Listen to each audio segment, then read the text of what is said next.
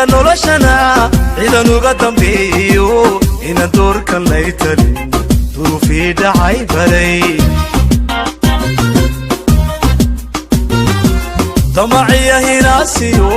dirqimaha noloshee damaciya hinaasiyo dirqimaha noloshee ninka taa dareensani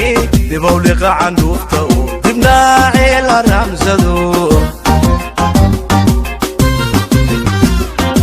ninka taa dareensani dibowliqa candhuufta oo dibnaacee la raamsado ninkaan daris wanaagiyo inaan laba dal noqoniyo samuhu aanu deeqino waxba hay dardaar wari taniba way ku yeelsiin ninkaan daris wanaagiyo inaan laba dal noqoniyo samuhu aanu deeqino waxba hay danaynine cirka sare barsoo dumiyo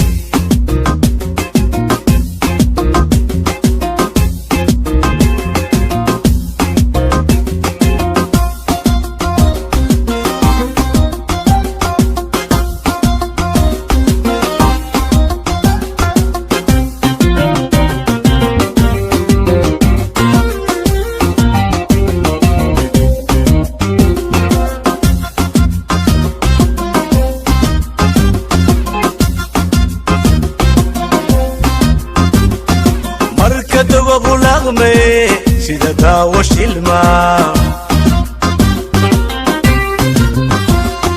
marka dabagu laqme sida daawo shilma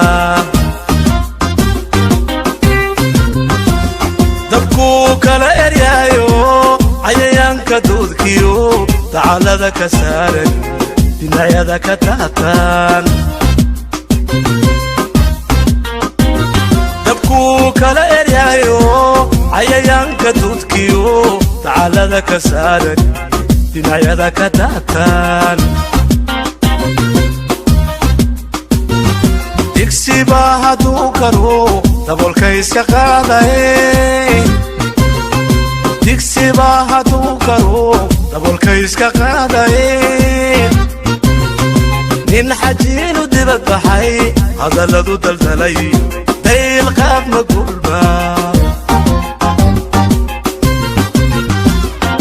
nin xajiinu dibad baxay hadalladu daldalayo dayl qaab ma gulba بسم الله الرحمن الرحيم الحمد لله رب العالمين والصلاة والسلام على رسول الله السلام عليكم ورحمة الله وبركاته سيدة أهلا سعوتين وفدقي مدحوينه جمهورية الصوماليلاند جيبوتي lagu tagay ayaanu kamid ahaa warbixin kooban baan idinka siinayaa safarkaas wuxuu safar shaqo safar labada madaxweynaha Djibouti oo casumay madaxweynaha Jamhuuriyadda Soomaaliland waxaa safar shaqo oo waxyaalaha labada dal ka dhaxeeya danaha ka dhaxeeya walaaltinimada iskaashiga dhinac walba in laga wada hadlo ujeedadiisu ahayd waana laga wada hadlay aad iyo aad baana la isku soo afkartay dhammaan waxyaalihii laga wada hadlay wax ma taqaanaa badan oo faahfaahin ah oo loo baahan yahay in halkan lagaga bixiyaa ma jirto si wanaagsan waxa wafdiga iyaga loo soo dhaweeyay si aad iyo aad u miiqaam sareysa wada malaynaya inaad kala socoteen warbaahinta telefishinada iyo raadiyoyada inaad kala socoteen sida heerka sare ah ee loo soo dhaweeyay madaxweynaha loo soo dhaweeyay si wanaagsan buu safarkaas ku soo dhamaaday wax badan oo kale oo aan rabo inaan inta ku kordhiyaan ma jirto sidaas un baynu ahaanaysaa. Assalaamu calaykum.